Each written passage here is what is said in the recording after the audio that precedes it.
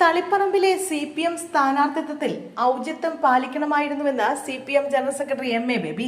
മലപ്പുറത്ത് 29ാമത് EMSന്റെ ലോകം ദേശീയ സെമിനാർ സമാപന സമ്മേളനത്തിന്റെ ഓപ്പൺ ഫോറത്തിൽ സംസാരിക്കുകയായിരുന്നു അദ്ദേഹം. പ്രവർത്തകരുടെ ചോദ്യങ്ങൾക്ക് മറുപടി പറയവെയാണ് തളിപ്പറമ്പിലെ സ്ഥാനാർത്ഥിത്വത്തിൽ പരോക്ഷ വിമർശനം ഉന്നയിച്ചത്. തദ്ദേശ തിരഞ്ഞെടുപ്പിൽ കുടുംബാംഗങ്ങൾ മത്സരിച്ച ഇടങ്ങളിലെല്ലാം ജനങ്ങൾ അവരെ തിരഞ്ഞുപിടിച്ച് തോൽപ്പിച്ചിട്ടുണ്ടെന്ന് പാർട്ടി വിലയിരുത്തി റിപ്പോർട്ട് ചെയ്തിരുന്നു. എന്നിട്ടും നിയമസഭാ തെരഞ്ഞെടുപ്പിൽ എന്തുകൊണ്ട് ഇത് ആവർത്തിച്ചു? മുൻനിര നേതാക്കളുടെ കുടുംബാംഗങ്ങളെ മത്സരിപ്പിക്കുകയും തോൽപ്പിക്കുകയും ചെയ്തു. തെറ്റുതിരുത്തൽ പ്രക്രിയ വെറും ചടങ്ങായി പാർട്ടി മാറ്റരുത് എന്നതായിരുന്നു ചോദ്യം. ഇതിനകത്ത് രണ്ട് കാര്യങ്ങളാണ് ഉള്ളതെന്ന് മറുപടിയായി MA ബേബി പറഞ്ഞു. പാർട്ടിയിലുള്ള ഏതൊരാളും പാർട്ടിയിൽ തന്നുള്ളവരുടെ മകളോ മകനോ സഹോദരനോ സഹോദരിയോ ഭാര്യയോ ഭർത്താവോ ആകാം. ചിലർ അവരുടെ അർഹത കൊണ്ട് സ്ഥാനാർത്ഥിയാകുമ്പോൾ അവരുടെ ബന്ധുത്വം പറഞ്ഞ ബൂർഷ മാധ്യമങ്ങൾ കടന്നാക്രമിക്കും. അതിന്റെ പിന്നാലെ നമ്മൾ പോകാൻ പാടില്ല.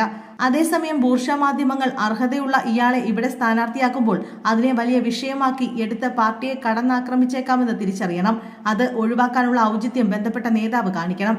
അതുവേണ്ട, പകരം മറ്റൊരാളെ മതിയെന്ന് തീരുമാനിക്കാൻ സാധ്യതയുണ്ടെങ്കിൽ ഞാനുമായി ബന്ധപ്പെട്ട ആളാണെങ്കിൽ ഞാൻ മുൻകൈ എടുക്കണം. അങ്ങനെ ഒരു വശവുമുണ്ടെന്ന് MA ബേബി പറഞ്ഞു. UDF സർക്കാർ ഇപ്പോൾ സത്യപ്രതിജ്ഞ ചെയ്തു, അധികാരമേറ്റു.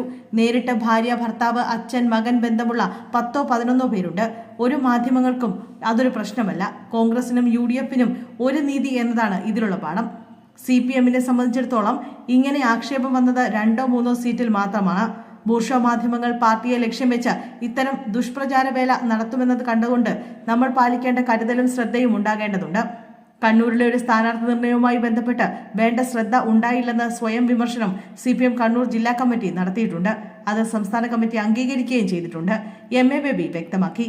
തളിപ്പറമ്പിലെ PK ശ്യാമളയുടെ സ്ഥാനാർത്ഥിത്വവുമായി ബന്ധപ്പെട്ട ചോദ്യത്തിനാണ് ആരുടെയും പേരെടുത്ത് പറയാതെ CPM ജനറൽ സെക്രട്ടറി മറുപടി നൽകിയത്.